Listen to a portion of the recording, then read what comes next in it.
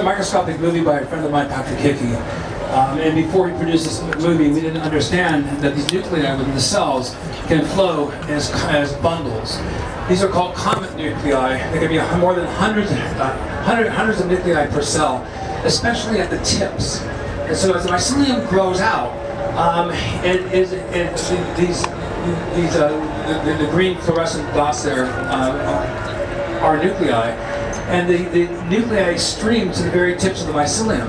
So if you look at a mycelial mat, that is the breadth of my arm, for instance, there can literally be hundreds of millions of forking end branches. And at those tips, they become polynucleate, more than one nucleus per cell.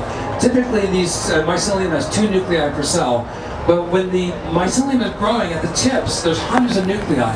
And so if there's a new toxin, a new piece of wood, a food source, a new insect, a new chemical pollutant, if 2 nuclei reassemble and then express a code for a new enzyme that can break down that toxin, then what happens, the mycelium surges. It has now coded a new pathway for being able to break down a new food source, and then the information back channeled to the mother mycelium.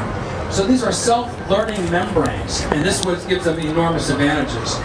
So under those 4 stimuli that I mentioned, then the dropping of temperature, introduction of water, light, and inhalation of oxygen, then the mushroom primordia begin to form.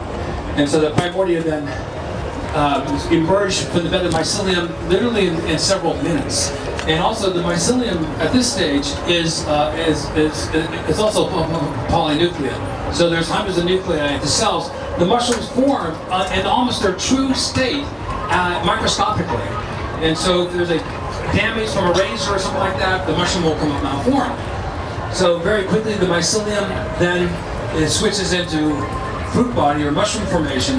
Primordia then begins to emerge, and these mushrooms can become quite large. And so this is one I want to draw your attention to. It's called the garden giant. In Latin binomials, Stropharia rugosa and gelata.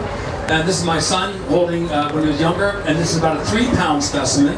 These are 5-pound specimens. And so I put in these beds of mycelium when I moved on to the farm before I got a septic system installed. And the next year, another group of government officials showed up, and they said, we have to talk to you because something very unusual has occurred on your property. And because we had more than doubling of cows, chickens, and pigs, as most of you know, they more than doubled in 1 year, so our bioburden was much, much greater. And I so said, well, we put down beds of wood chips, and we inoculated it with this mushroom mycelium.